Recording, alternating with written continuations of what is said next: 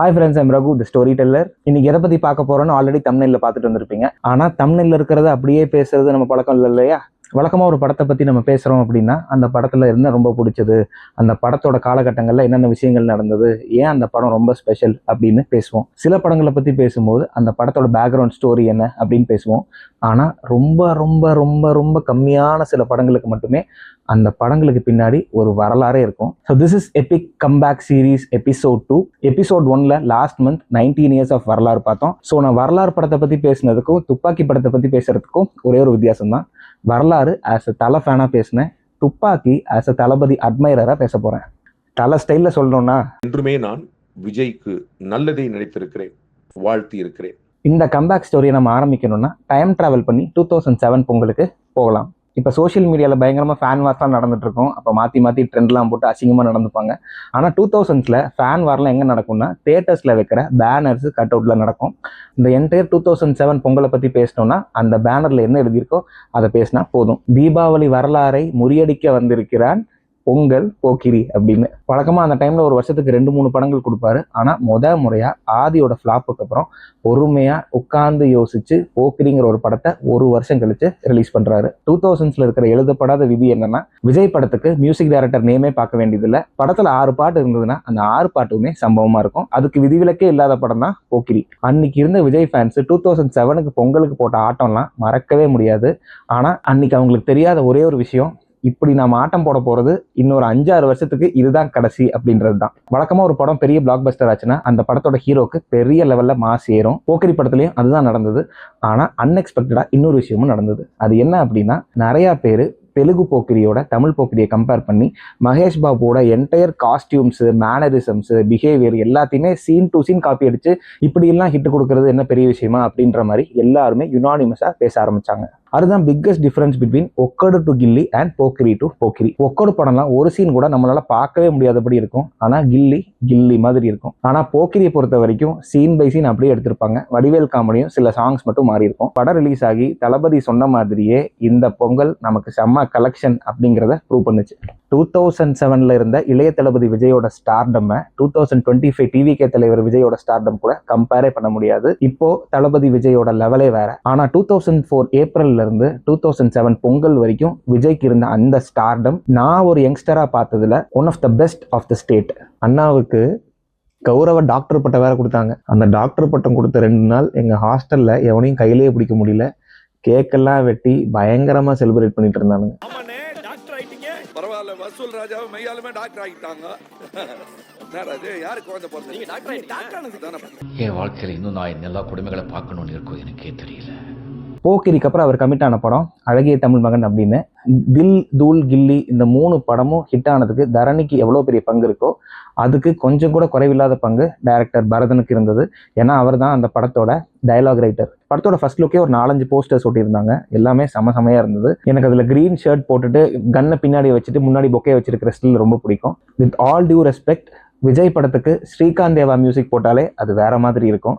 படத்துக்கு AR Rahman music அப்படின்னா அந்த படத்தோட சாங்ஸ் என்ன லெவல்ல இருக்க போகுது, என்னென்னலாம் ஆக போகுது அப்படின்னு வெறியா வெயிட் பண்ணிட்டு இருந்தோம். ஆடியோ ரிலீஸுக்கு 2 நாளைக்கு முன்னாடி ஹச்ல இருந்து ஒரு அட்வர்டைஸ்மெண்ட், அழகிய தமிழ் மகன் சாங்ஸை காலர் டியூனா வைக்கணும்னா இதில் டயல் பண்ணுங்க அப்படிங்கிற மாதிரி.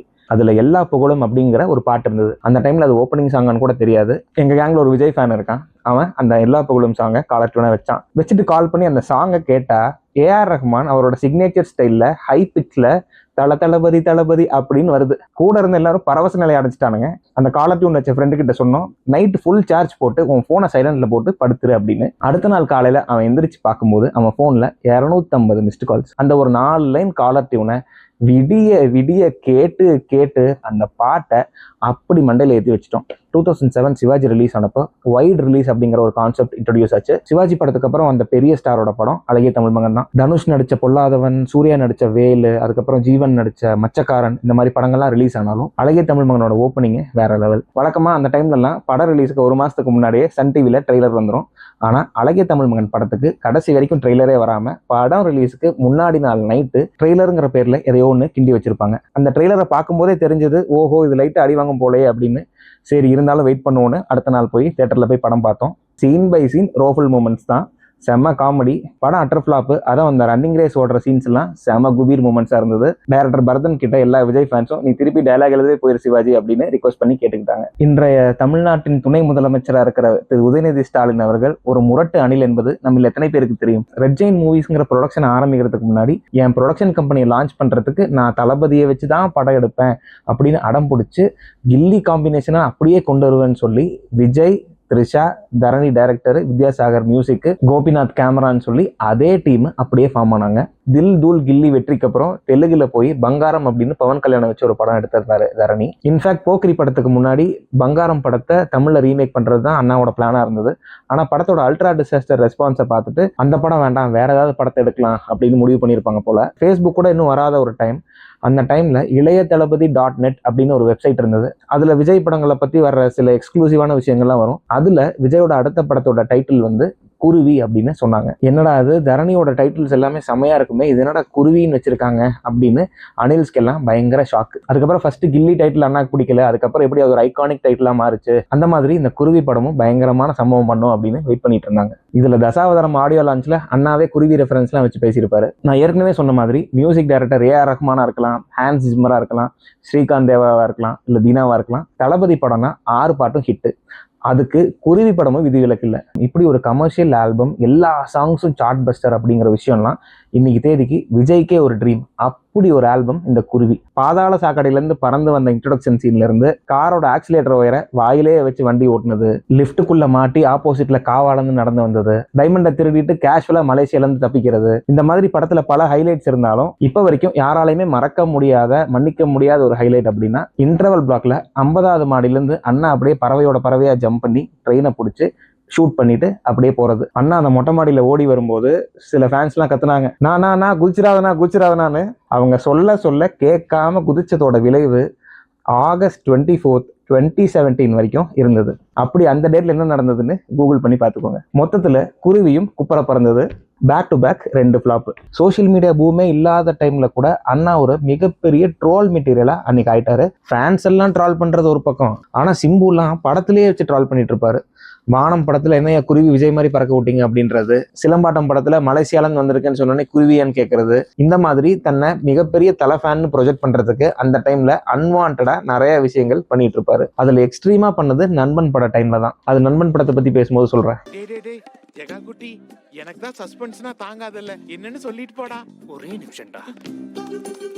அந்த டைம்ல அண்ணாவோட லக் எப்படி இருக்கும்னா, பேரரசுக்கு அப்புறம் யாருமே அண்ணா கூட ஜாயின் பண்ண 2வது படம் ஓடாது அப்படிங்கிற மாதிரி. திருமலைக்கு அப்புறம் ஆதி, இப்போ கில்லிக்கு அப்புறம் குருவி.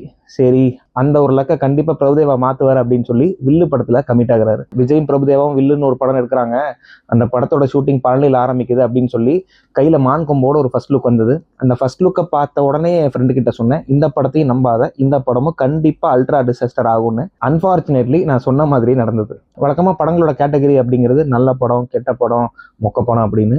ஆனா வில்லு அப்படிங்கிற ஒரு படம் ரொம்ப கேவலமான படம் அப்படின்னு சொல்லலாம். வழக்கமா விஜய் படங்கள்ல வடிவேல் காமெடி ரொம்ப ஹைலைட்டா இருக்கும். ஆனா வில்லு படத்துல ஒரு 2 சீனை தவிர மிச்ச எல்லா சீனும் வடிவேல் காமெடியே கை கொடுக்காம இருந்தது. அப்பதான் ரியலைஸ் ஆச்சு போக்கிரி ஹிட் ஆனது மிகப்பெரிய லாட்ரி ஃபார் பிரபுதேவா அப்படின்னு. மீண்டும் மீண்டும் பதிவு பண்ற ஒரு விஷயம், 2000ஸ்ல அண்ணா எந்த படத்துல நடிச்சாலும் அது ஹான்ஸ் ஜிம்மரா இருக்கலாம், தேவி ஸ்ரீ பிரசாதா இருக்கலாம், தினாவா இருக்கலாம், பாடல்களை பொறுத்த வரைக்கும் என்னைக்குமே சார்ட் பஸ்டர் தான். அதுக்கு வில்லும் விதிவிலக்கு இல்லை. பர்சனலா வில்லு படத்தோட எந்த சாங்ஸ் எனக்கு பிடிக்காது, ஆனா ஒவ்வொரு சாங்கும் பெரிய சார்ட் பஸ்டர். ஹிந்தியில ஹிட் ஆன சோல்ஜர் அப்படிங்கிற ஒரு படத்தோட அன்அஃபிஷியல் ரீமேக் இது. எப்படி சத்ரபதி படத்தை காசே கொடுக்காம குருவியில் எடுத்தாங்களோ அந்த மாதிரி சோல்ஜர் படத்துல ஃபர்ஸ்ட் ஹாஃப் நல்லா இருக்கும், செகண்ட் ஹாஃப் கேவலமா இருக்கும். இவங்க என்ன பண்ணிட்டாங்கன்னா ஃபர்ஸ்ட் ஹாஃபை வேற எங்கிருந்தோ எடுத்துட்டு செகண்ட் ஹாஃபை சோல்ஜரை பார்த்து எடுத்திருக்காங்க. அந்த மிலிட்ரி கெட்டப், சரவணன், அந்த மீசை, கிளைமேக்ஸ்ல புதைச்சதுக்கு அப்புறம் மண்ணில இருந்து வெளியே வர்றது, இது எல்லாமே வேற லெவல் கண்டென்ட் கொடுத்துச்சு ஹேட்டர்ஸ்க்கு. ஆனா அன்னைக்கு தேதிக்கு அனில்ஸ் பயங்கர டெஸ்பரேட்டா இருந்திருப்பானுங்க போல.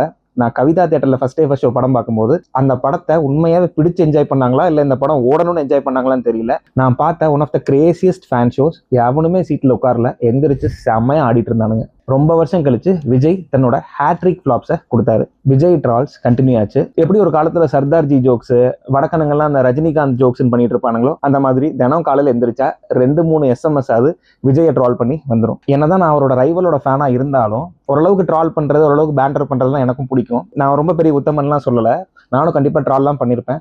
ஆனா அது ரொம்ப பர்சனலா போய் எப்போ பார்த்தாலும் விஜயை ட்ரால் பண்ணலாம், விஜய் இனிமேல் எந்திரிச்சே வரமாட்டான் அப்படிங்கிற ஒரு மைண்ட் செட்டை நோக்கி இந்த ஒரு விஷயம் போயிட்டு இருந்தது. வில்லு படத்துக்கு அப்புறம் தரணியோட அசிஸ்டன்ட் பாபு சிவன் ஒருத்தர் இருக்காரு, அவர் தான் குருவி படத்தோட டைலாக் ரைட்டர், அவர் கூட தான் அண்ணாவோட அடுத்த படம் அப்படின்னு நியூஸ் வந்துச்சு. கில்லி டைலாக் ரைட்டருக்கே ஒரு வருஷம் தொங்க போட்டு அடிச்சானுங்க, இப்போ குருவி டைலாக் ரைட்டரை வச்சு என்ன பண்ண போறானுங்களோ ஆண்டவா அப்படிங்கிற மாதிரி ஒரு நிலைமை. ஏற்கனவே 2-3 வீடியோஸ்ல விஜய் பத்தி சொல்லியிருக்கேன், எவன் வேணாலும் ட்ரால் பண்ணிக்கோ, எவன் வேணாலும் என்ன வேணாலும் பண்ணிக்கோ, ஆனா என் ஸ்டைல நான் மாத்திக்கவே மாட்டேன், நீ என்ன வேணாலும் கதறு, நான் பாட்டுக்கு ஜாலியா இருப்பேன் அப்படிங்கிற ஒரு மைண்ட் செட்ல விஜய் இருப்பாரு. வேட்டைக்காரன் அப்படின்னு எம்ஜிஆர் பட டைட்டிலோட வந்தாரு. விஜயோட 49வது படமும் 50வது படமும் சன் பிக்சர்ஸ் வாங்கியிருக்காங்க அப்படின்னு ஒரு நியூஸ் வந்துச்சு. அந்த டைம்ல சன் பிக்சர்ஸ் ஒரு படத்தை எடுத்தா அந்த படம் ஹிட் ஆகுதா ஃபிளாப் ஆகுதான்னே மக்களுக்கு தெரியாத அளவுக்கு ப்ரொமோஷன் பண்ணுவானுங்க. எந்த படம் ரிலீஸ் ஆனாலும் ஃபர்ஸ்ட் டேவே வெற்றி நடை போடுகிறது, பெரிய பிளாக் பஸ்டர், மெகா ஹிட் திரைப்படம் அப்படின்னு போட்டுக்கிட்டு இருப்பானுங்க. விஜய்னு ஒரு ஹீரோவை நான் அப்சர்வ் பண்ண வரைக்கும் ஒரு படத்துக்கு இதுதான் ரிலீஸ் டேட்னு முடிவு பண்ணிட்டாருன்னா அவர் பேச்சை அவரே கேட்க மாட்டாரு. 2009 தீபாவளிக்கு வர வேண்டிய வேட்டைக்காரன் படம் எப்ப சன் பிக்சர்ஸ் கையில போச்சோ, சன் பிக்சர்ஸோட அங்காளி பங்காளி ஆதவன் ஒரு படம் ரிலீஸ் பண்றாங்க அந்த தீபாவளிக்கு, இந்த படம் அந்த கலெக்ஷனை டிஸ்டர்ப் பண்ணும் அப்படிங்கிறதுனால விஜயோட விருப்பமே இல்லாம இந்த படத்தை தீபாவளிக்கு புஷ் பண்ணிட்டாங்க. அந்த தீபாவளிக்கு ஆதவன் படம் ரிலீஸ் ஆச்சு, எந்தா நரி நொந்தா நரி மாதிரி ஒரு படம். டிசம்பர்ல ரிலீஸ் பிளான் பண்ண இந்த படத்தோட ஆடியோ ரிலீஸ் ஆச்சு. சேம் மியூசிக், சேம் கான்செப்ட், இந்த டைம் வித் விஜய் ஆண்டனி. தமிழ் சினிமாவோட டாப் 10 மோஸ்ட் கமர்ஷியல் ஆல்பம்ஸ் எடுத்தோம்னா கண்டிப்பா வேட்டைக்காரன் சாங்ஸ் வராம இருக்க சான்ஸே இல்லை. ஒவ்வொரு பாட்டும் நின்று விளையாடும். சாங்ஸ் ஒரு பக்கம் இருக்க, சன் டிவியோட வாடா அப்படிங்கிற ப்ரோமோ ஒரு பக்கம் இருக்க, படம் மிகப்பெரிய ஓப்பனிங்கோட ரிலீஸ் ஆச்சு. மற்றபடி இதுக்கு முன்னாடி ரிலீஸ் ஆன 3 படத்தை விட வேட்டைக்காரன் கண்டிப்பா பெட்டர், பிஎன்சியில் ஓகே அப்படிங்கிற நிலைமை இருந்தாலும் படம் ஆஸ் யூஷுவல் விஜய் டெம்ப்ளேட் தான். நாங்கள் ஒரு 15-20 பேர் போய் படம் பார்த்துட்டு இருந்தோம், எங்கள் யாருக்குமே அந்த படம் பிடிக்கல. ஆனால் இன்னைக்கு கல்ட் அணிலா இருக்கிற நிறையா பேரை அணிலா மாத்தின ஒரு படம் வேட்டைக்காரன். அப்படி இந்த படத்துல எதை பார்த்து தான்டா ஃபேன் ஆனீங்கன்னு என் ஃப்ரெண்ட்ஸ் கிட்ட கேட்டா அதெல்லாம் உனக்கு சொன்னா புரியாதுடா அப்படின்றானுங்க. பட் எனக்கு பர்சனலா ஒரு சீன் ரொம்ப ரொம்ப பிடிக்கும். அண்ணா வந்து பார்ட் டைம் ஆட்டோ ஓட்டுறேன்னு சொல்லி அந்த ஆட்டோ காஸ்டியூம்ல ஓடி வந்து ஒரு மாதிரி கியூட்டா ஒன்று பண்ணுவாரு, அது எனக்கு ரொம்ப பிடிக்கும். வேட்டைக்காரனை பத்தி பேசும்போது இந்த ஒரு டாபிக் எடுக்கலன்னா it will definitely be incomplete. Hansraj Saxena அப்படின்னு சன் டிவியில் ஒருத்தர் இருப்பாரு, அவர் சிங்கம் ஆடியோ லான்ச்ல ஒன்று சொல்லியிருப்பாரு, வேட்டைக்காரன் படம் அயன் படத்தோட கலெக்ஷனை விட ஜாஸ்தி அப்படின்னு. அயன் வந்து ஆல் டைம் பிளாக் பஸ்டரான படம். இப்போ வரைக்கும் ஆன்சர் கிடைக்காத ஒரு கொஸ்டின்னா ஹவ் ஆன் எர்த் வேட்டைக்காரனோட சர்பாஸ்ட் அயன் கலெக்ஷன் அப்படிங்கிறது தான். மேபி தமிழ்நாட்டில் மட்டும் இருக்கலாம்னு யோசிச்சாலும் நம்மளால அந்த மேத்தை நினைச்சே பார்க்க முடியல. ஆனா அந்த வீடியோவை சூர்யா ஃபேன்ஸ் கிட்ட காட்டி காட்டி வெறுப்பேற்றிட்டு இருப்பாங்க தளபதி ஃபேன்ஸ். நம்மளை ட்ரால் பண்றானுங்க, நம்ம ஃபேன்ஸை கொஞ்சமாவது கௌரவமா வச்சுக்கலாம் அப்படின்னு யோசிக்கவே மாட்டாரு போல. அந்த டைம்ல சின்னத்தாமரை அப்படிங்கிற ஒரு சாங்கு மிகப்பெரிய சார்ட் பஸ்டர், அந்த ஆல்பம்லேயே வச்சு பெஸ்ட் சாங்கு. அந்த சாங்ல அண்ணா ஒரு கெட்டப்ல வருவாரு, ஏன் இப்படி பண்ற, இப்ப எப்படியே அவனுங்களை சமாளிக்கிறதுங்கிற மாதிரி ஒரு கெட்டப்பு. இது போதாதுன்னு சொல்லி கரிகாலன் சாங்ல ஒரு கெட்டப்ல வருவாரு, உனக்கு நான் என்னையா பாவம் பண்ணேன் அப்படின்னு சொல்லி அனிருஸ் எல்லாம் வேற லெவல்ல வெக்ஸ் ஆயிருந்தானுங்க. எங்களை கருணை கொலை பண்ணி எங்களை இது பண்ணிடுங்க. சரிம்மா, நன்றி நன்றி. சரி, அடுத்த படம் மைல் ஸ்டோன் படம், 50வது படம். 1992 அவரோட ஜேர்னியை ஸ்டார்ட் பண்ணி ரொம்ப போராட்டங்களுக்கு அப்புறம் மக்களோட மனசை கவர்ந்து 49 படம் நடிச்சிட்டாரு. இப்போ 50வது படம் வேற லெவல்ல இருக்க போகுது அப்படின்னு அனில்ஸ் வெயிட் பண்ணிட்டு இருந்தபோது அந்த ஒரு அனௌன்ஸ்மெண்ட் வருது. எஸ்பி ராஜ்குமார் அப்படிங்கிறவர் தான் டைரக்ட் பண்ண போறாரு. அதுக்கு முன்னாடி அவர் எடுத்த படம் ஏதோ ஒரு பி கிரேட் படம் மாதிரி இருக்கும். எதுக்கே இப்படி ஒரு ஆப்பர்ச்சுனிட்டி இவரு கொடுக்குறீங்க, அதுவும் 50வது படத்துல அப்படின்னு எல்லாருமே கன்ஃபியூஸ் ஆயிருந்தாங்க. சில பாசிட்டிவ் திங்கிங் அனில்ஸ்ல என்ன பண்ணாங்கன்னா, 50வது படத்தையே நம்பி கொடுக்குறாங்கன்னா அப்ப இந்த படத்துல ஏதோ ஒரு விஷயம் இருக்கு, ஐ எம் வெயிட்டிங் அப்படின்னு வெறிய வெயிட் பண்ணிக்கிட்டு இருந்தாங்க. இந்த படம் என்னமோ பெருசா வரும்போது தோணுது, அது ஒரு வைப்ரேஷன் இருக்கு. இந்த படத்தோட ஆடியோவை பொறுத்த வரைக்கும் தெலுங்குல ஹிட்டான பில்லா சாங்ஸ் அப்படியே உருட்டி பரட்டி இதுல மாத்தி விட்டுட்டாங்க. விஜயை பயங்கரமா ட்ரால் பண்ணிட்டு இருக்கிறதுல ரொம்ப முக்கியமான ஆளுங்க அஜித் ஃபேன்ஸ். ஆனா அந்த காலகட்டங்கள்ல அஜித் நடிச்ச 2 காவியங்கள், ஒன்னு ஏகன், இன்னொன்னு அசில், ரெண்டுமே அட்டர் ஃபிளாப் தான். ஆனா அந்த படங்கள் வந்த இடமும் தெரியல, போன தடமும் தெரியல அப்படிங்கிற மாதிரி முடிஞ்சது. யாருமே அந்த படங்களை பத்தி பெருசா பேசல. என் ஃப்ரெண்ட்ஸ் விஜய் ஃபேன்ஸ் எல்லாம் கேட்பானுங்க, உங்க படமும் ஃபிளாப் ஆகுது, உங்களை எவனுமே மதிக்க கூட மாட்டேங்கிறான், எங்களை ஏன்டா அப்படி டார்ச்சர் பண்றானுங்க ட்ரால் பண்ணி அப்படின்னு. அதெல்லாம் எங்களுக்கு செம்ம ஜாலியா இருக்கும் அந்த டைம்ல. எந்த ஏப்ரல் மாசத்துல கில்லி அப்படிங்கிற ஒரு ஆல் டைம் பிளாக் பஸ்டர் படம் வந்ததோ அதே ஏப்ரல் மாசத்துல 50வது படமான சுறாங்கிற ஒரு படம் வந்தது. அந்த படத்தை பத்தி நான் பெருசா பேசி அணில்கள் மனதை புண்படுத்த விரும்பவில்லை. இது ஒரு மறக்கப்பட வேண்டிய படம். படத்தோட இன்ட்ரோடக்ஷன் சீனு, ஆக்ஷனு, காமெடி, சென்டிமெண்ட்னு எல்லா விஷயத்தையும் தனித்தனியா தொங்க போட்டு அடி அடின்னு அடிச்சாங்க. ஒரு லீடிங் தமிழ் மேகசினான ஆனந்த விகடனில் ஒரு பெரிய ஆர்டிக்கல் போட்டிருந்தான். அந்த ஆர்டிக்கலில், அன்புள்ள விஜய், நீங்கள் ஒரு பெரிய ஸ்டாரு, நீங்கள் நல்ல நடிகர், ஆனால் இந்த மாதிரி கேவலமான படங்கள்லாம் நடிக்காதீங்க, இந்த மாதிரி விஷயங்கள்லாம் பண்ணாதீங்கன்னு கிட்டத்தட்ட ரொம்ப ஜென்யூனான அட் த சேம் டைம் ரொம்ப மோசமான ஒரு ஆர்டிக்கலாக அது இருந்தது.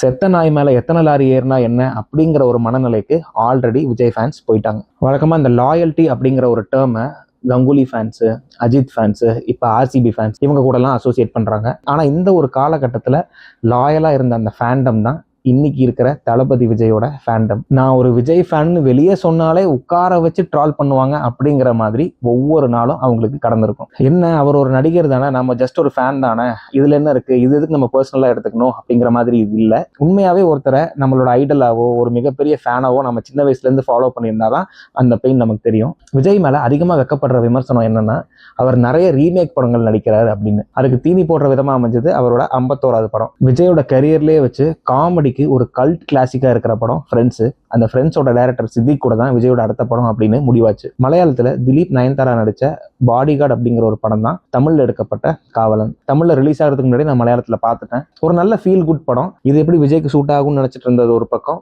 இன்னொரு பக்கம் ஓகே, ரொம்ப நாள் கழிச்சு விஜய் சைட்லேருந்து ஒரு ஃபீல் குட் மூவி வருது, இந்த படத்தில் ட்ரால் பண்ணுறதுக்கோ இந்த படத்தை கிண்டல் பண்ணுறதுக்கோ ஒன்றுமே இருக்காது, கண்டிப்பாக இந்த படம் போன படத்தை விட ஷோராக பெட்டராக இருக்கும் அப்படின்னு ஒரு மைண்ட் செட். படம் அக்டோபர் நவம்பர்லேயே ரெடி ஆயிடுச்சு. அவங்களோட ஆக்சுவல் பிளான் என்னன்னா, பொங்கலுக்கு முன்னாடி டிசம்பரில் வந்துடலாம் அப்படின்னு பிளான் பண்ணியிருக்காங்க. எகைன் அங்கே தான் ஒரு ட்விஸ்ட்டு. முரட்டு ரசிகரான உதயநிதி ஸ்டாலின் அண்ணாவோட வாழ்க்கையில் 3 தடவை விளையாடி இருக்காரு. அதில் 2வது தடவை இந்த காவலன் படம். அவர் ப்ரொடியூஸ் பண்ண மன்மத நம்பு படம் டிசம்பரில் ரிலீஸ் ஆகணும் அப்படின்றதுக்காக எல்லா தேட்டர்ஸையும் பக்காவாக பிளாக் பண்ணிட்டாரு. காவலன் படம் ரிலீஸ் பண்ணுறதுக்கு எந்த தேட்டர்ஸும் கிடையாது. அதனால் வேற வழியே இல்லாமல் அந்த படத்தை பொங்கலுக்கு புஷ் பண்ணாங்க. என்னதான் அந்த படத்துக்கு அஃபிஷியல் ரிலீஸ் டேட் அனௌன்ஸ் பண்ணலனாலும் விஜயோட படம் பிளான் பண்ணதுலேருந்து தள்ளி போகிறது இது 2வது தடவை. கர்மா இஸ் அ பூமராங்னு சொல்கிற மாதிரி மன்மத நம்பு படமும் ஃப்ளாப்பு. வழக்கமாக விஜய் படங்களுக்கு நிறைய பிரச்சனை வரும், அந்த படம் ரிலீஸ் ஆகுமா ஆகாதாங்கிறது காலையில் வரைக்கும் தெரியாது அப்படிங்கிற ஒரு நிலைமை இருந்தது இல்லையா, அதுக்கு எல்லாமே பிள்ளையார் சொல்லி போட்ட படம் காவலன் தான். இதில் பொங்கலுக்கு மிகப்பெரிய ஹைலைட் என்னன்னா, சன் பிக்சர்ஸ் ரிலீஸ் பண்ணுற ஆடுகளம் ஒரு பக்கம், தெலுங்குல பெரிய பிளாக் பஸ்டரான விக்ரமார்க்கடு ரீமேக் சிறுத்தை ஒரு பக்கம், கலைஞரோட கதை வசனத்தில் வந்த இளைஞன் அப்படிங்கிற ஒரு படம். இந்த படம் எல்லாத்துக்கும் தேட்டர்ஸ் செமையாக கிடச்சிருந்தது. ஆனால் மிகப்பெரிய ஸ்டாரான விஜயோட படத்துக்கு பெருசாக தேட்டர்ஸ் கிடைக்கல. ஆனால் காவலன் ரிலீஸ் ஆகுமா ஆகாதான் தெரியாமல் அந்த தேட்டர் வாசலில் காலையிலேருந்து சாயங்காலம் வரைக்கும் நின்றுட்டு இருந்த ஒவ்வொருத்தனும் இன்னைக்கு மிகப்பெரிய அணிலாக உருவாயிருக்கானுங்க. நான் லாயல்ட்டி பற்றி பேசியிருந்தேன்ல, அந்த லாயல்ட்டி இன்னொரு லெவல் என்ஹான்ஸ் ஆனது காவலன் படம் ரிலீஸ் ஆன அன்னைக்கு தான். ஒரு சுமாரான படம். வித்யாசாகர் விஜய் காம்போலையை வச்சு லீஸ்ட் ஃபேமஸான சாங்ஸ் இந்த படத்தில் தான்.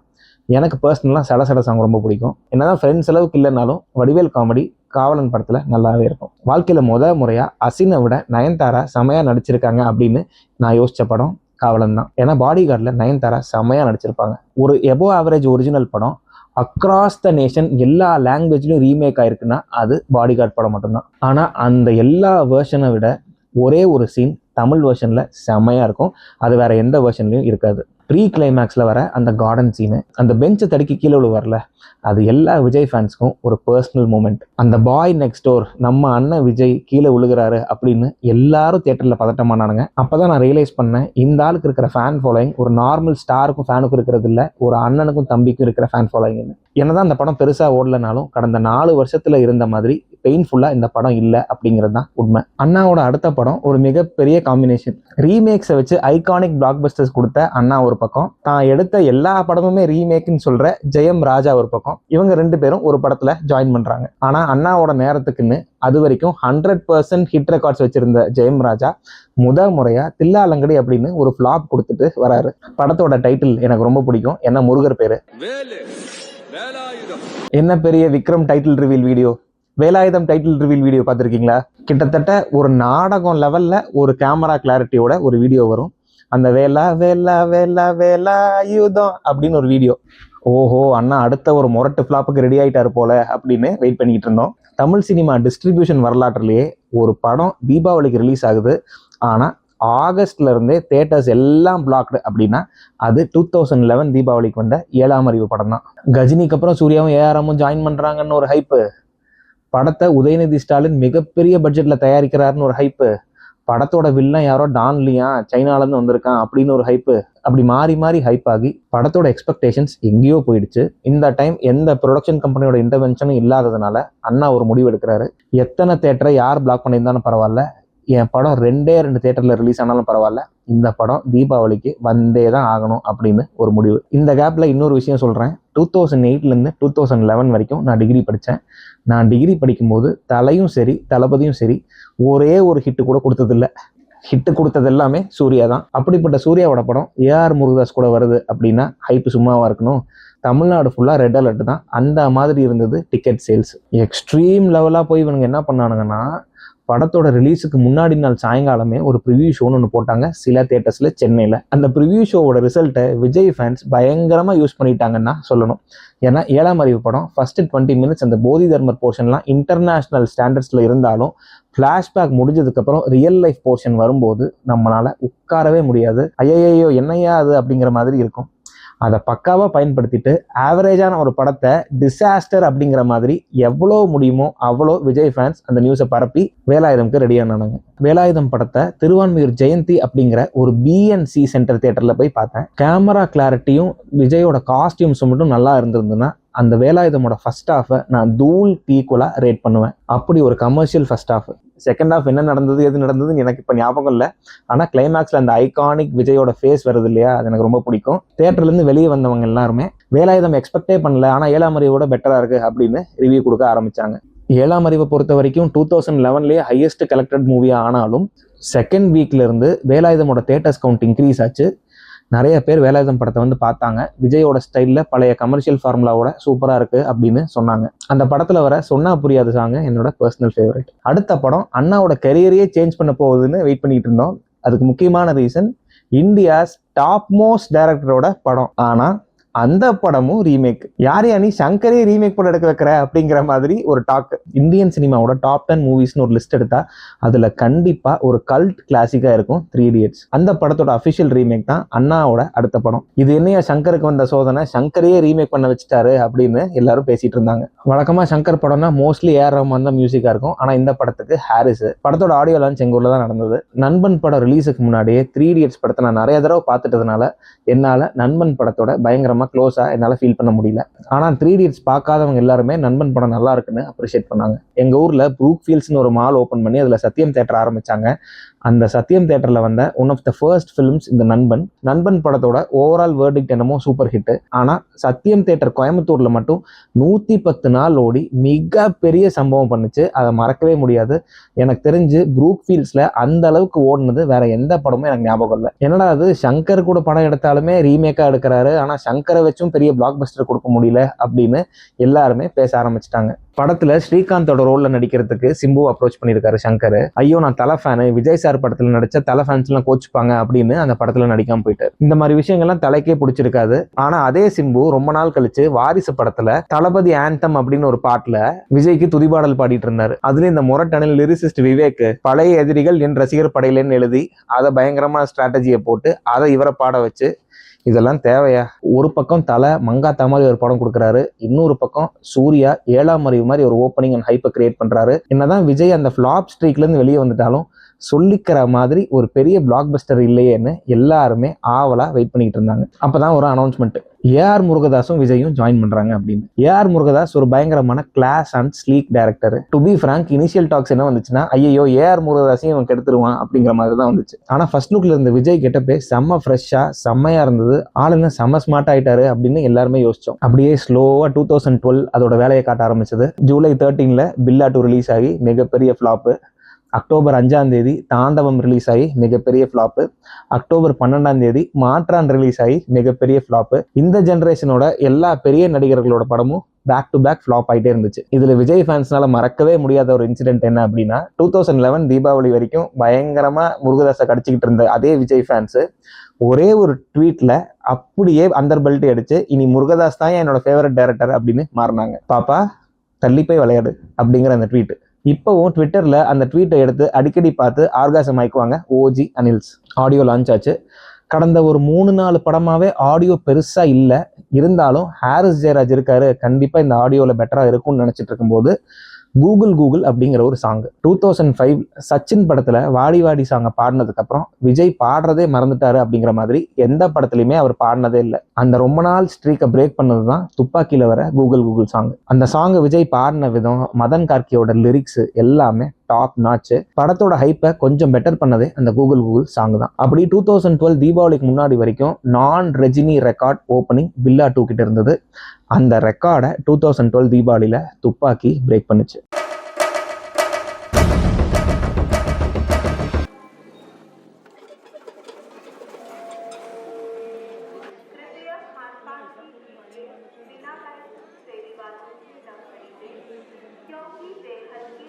அவன் காணாம போய் பல வருஷமாச்சு. இனி அவன் வரமாட்டான். திடுதிப்புன்னு வந்து நிக்கிறதுக்கு அவன் என்ன அவதாரமா?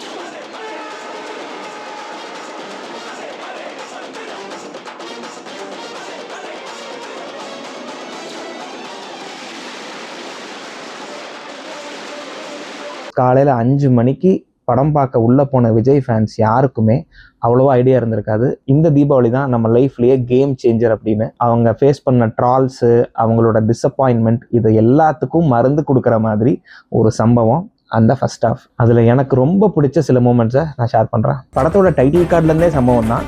அந்த விஜய் முருகதாஸ் ட்ரிலாஜியில் இருக்கிற 3 படத்தையும் பார்த்தோன்னா டைட்டில் கார்டு எல்லாமே வேற லெவலில் இருக்கும். அதில் என்னோட மோஸ்ட் ஃபேவரட் கத்தி தான். பட் இருந்தாலும் துப்பாக்கியோட டைட்டில் கார்டும் நெவர்தலெஸ் வேற லெவலில் இருக்கும். அதுவும் மும்பையோட மோஸ்ட் ஐகானிக் பேக் ட்ராப்ஸில் ஒவ்வொரு விஷயமும் வரும். அதில் இந்த விநாயகர் சிலையை கரைக்கிறது, அதுக்கப்புறம் இந்த தாஜ் ஹோட்டல் காட்டுறது, இது எல்லாமே தாறுமாறாக இருக்கும். பஸ்ஸில் பாம்பு அடிச்சதுக்கப்புறம் அந்த தீவிரவாதியை போலீஸ்கிட்ட கொடுத்துட்டு சத்யன் பக்கத்தில் ஏதோ ஒன்று பேசிட்டே வரும்போது அதெல்லாம் எனக்கு தெரியும், நீ மூடிட்டுரு அப்படின்னு சொல்ற மாதிரி கண்ணாடியை போட்டு ஒரு வாக் ஒன்று பண்ணுவார். ஃப்ராங்காக ஒரு விஷயம் சொல்லணும்னா, விஜய் கிட்ட அந்த கியூட்னஸ் அண்ட் ஃபிளாம்பாயன்ஸ் எனக்கு ரொம்ப பிடிக்கும். ஆனால் உண்மையாகவே விஜயை நான் ஒரு ஸ்வாகோட பார்த்தேன் அப்படின்னா அந்த வாக்கில் தான். ஹாஸ்பிட்டல்லேருந்து தப்பிச்சு போகும்போது அந்த தீவிரவாதி கூடவே ஈக்குவலாக ஓடி அவன் வாயில் துப்பாக்கியை வச்சு வீட்டுக்கு கூட்டிகிட்டு வர சீனு தரமான சம்பவம். இந்த சீனை பார்க்கும்போதே பல ஹேட்டர்ஸுக்கு வயிற்றுல புளிய கரைக்க ஆரம்பிச்சிடுச்சு. அப்புறம் அந்த மிலிட்ரிக்காரன் ஒருத்தன் தப்பிக்க விடுவான்னு சொல்லி அவங்க வீட்டு மொட்டை மாடியில் ஒரு டயலாக் பேசுவார்ல, அந்த டயலாக் செம்ம ஹார்ட் டச்சிங்காக இருக்கும். அதுவும் அந்த புதுக்கோட்டை பையன் 14வது நாள் அவன் தம்பி வந்துட்டான்டான்னு சொல்கிற இடம் வேற லெவல் டயலாக் டெலிவரி. அப்புறம் அந்த மொட்டை மாடியில் இருக்கிற அந்த லைட்டிங்கு, அந்த கேமரா கிளாரிட்டி, விஜயோட காஸ்டியூம்ஸ்ன்னு தெரிக்க விடும். அந்த சீனோட எக்ஸ்டென்ஷனை ரொம்ப கூர்ந்து கவனிச்சோன்னா ஒரு மிகப்பெரிய பில்டிங் இருக்கும். அந்த பில்டிங்ல இருந்து ஸ்லாபா குதிச்சு கீழே போவாரே தவிர டைரக்டா ஜம்ப் பண்ண மாட்டாரு. அதுவே ஒரு மிகப்பெரிய ஆறுதலா இருந்தது விஜய் ஃபேன்ஸுக்கு. கல்யாணத்துக்கு கிளம்பும் போது சத்யன் வீட்டுக்கு வரும்போது ஒரு கான்வர்சேஷன் நடக்கும். பிளேசர் போடுறதுக்கு முன்னாடி அந்த ஒயிட் ஷர்ட்டை டக்கின் பண்றதுக்கு முன்னாடி ஒரு கெட்டப்ல இருப்பாரு. அல்டிமேட்டா இருப்பாரு. டக்கின் பண்ணிட்டு பிளேசரை போடும்போது நம்ம நினைப்போம், யூஸ்வலாக அந்த பிளேசரை நம்ம விஜய் கூட பயங்கரமாக அசோசியேட் பண்ண மாட்டோம். ஆனால் அந்த மாதிரி ஒரு பிளேசரை டிசைன் பண்ணி விஜய்க்கு அந்த பிளேசர் வேற லெவலில் சூட் ஆகிற மாதிரி கொண்டு வந்தா இருப்பாரு. முருகதாஸ் நீ தான் ஆளு அப்படிங்கிற மாதிரி இருக்கும். அதுக்கப்புறம் the iconic 12 man shoot out. First போன தீவிரவாதியை ஃபாலோ பண்ண ஆரம்பிச்சதுல இருந்தே தேட்டர்ல இருக்கிறவங்க எல்லாரும் ஸ்கிரீனை நோக்கி போயிட்டானுங்க. அதுக்கப்புறம் ஸ்லோவா 12 பேரும் 12 இடத்துல பெரிய இடம் ஒவ்வொருத்தரையா ஃபாலோ பண்றது. அதுக்கப்புறம் 3, 2, 1 ஷூட்டுன்னு சொன்னதுக்கப்புறம் ஒவ்வொருத்த நெத்திலையும் சுடும்போதே தெரிஞ்சு போச்சு, இனி தேட்டரை பிளாக் பண்ணவன், ட்ரால் பண்ணவன், விஜய் வேலைக்காகாதுன்னு சொன்னவன், இவனுங்க யாருமே தலை தூக்கவே முடியாது அப்படிங்கிற மாதிரி ஒரு சம்பவம். The iconic I am waiting dialogue. என்னதான் அந்த டைலாக அண்ணாவே பல படங்கள்ல கொடூரமா மில்கிங் பண்ணிட்டாலும் அந்த துப்பாக்கியில வரும்போது இருந்த அந்த ஃப்ரெஷ்னஸ் அல்டிமேட். தளபதி அண்ட் இன்ட்ரோல் பிளாக்ஸ் ரைட் ஃப்ரம் துப்பாக்கி அப்படிங்கிறது ஒரு தனி டாபிக்கா எடுக்கலாம். துப்பாக்கி, கத்தி, தெரி, பைரவா, மாஸ்டர்னு சொல்லிட்டே போகலாம். மறந்துட்டியா? Is it sweet? Bloody sweet.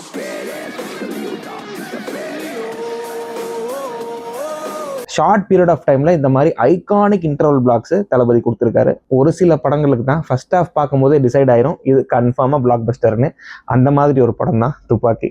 Interval பிளாக்லாம் ஒரு விஜய் ஃபேனை கூட கையில பிடிக்க முடியல.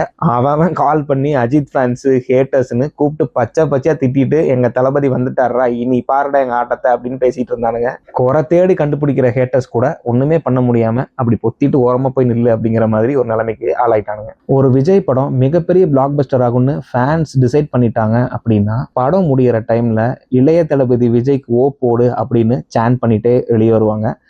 அந்த சாண்ட்டை 5 வருஷம் கழிச்சு நான் துப்பாக்கி படத்துல தான் பார்த்தேன். இந்த டைம் கொஞ்சம் டிஃப்ரெண்ட். கிளைமேக்ஸ் வரைக்கும்லாம் வெயிட் பண்ணல. அந்த நாயை கூட்டிட்டு தீவிரவாதியோட இடத்த நோக்கி போவார்ல, போனதுக்கப்புறம் அந்த அந்த புகையோட இமேஜ்லேருந்து ஷூட் பண்ணுவார்ல, அப்போவே கத்த ஆரம்பிச்சிட்டானுங்க. தேட்டரோட ரெஸ்பான்ஸ் எல்லாம் எப்படி இருந்ததுன்னா, அந்த தேட்டரில் இருக்கிற பல விஜய் ஃபேன்ஸு கை கொடுத்துட்டு கங்க்ராச்சுலேட் பண்ணிட்டு இருந்தானுங்க. ஏன்னா அந்த மாதிரி ஒரு ரிலீஃப் துப்பாக்கி படம் கொடுத்தது. இந்த 2K கிட்ஸ் சேனல்ஸ்லாம் இந்த மெர்சல் ரிலீஸ் டேட் ஆனிவர்சரியில் பயங்கரமாக ட்ரெண்ட் பண்ணிட்டு இருப்பாங்க.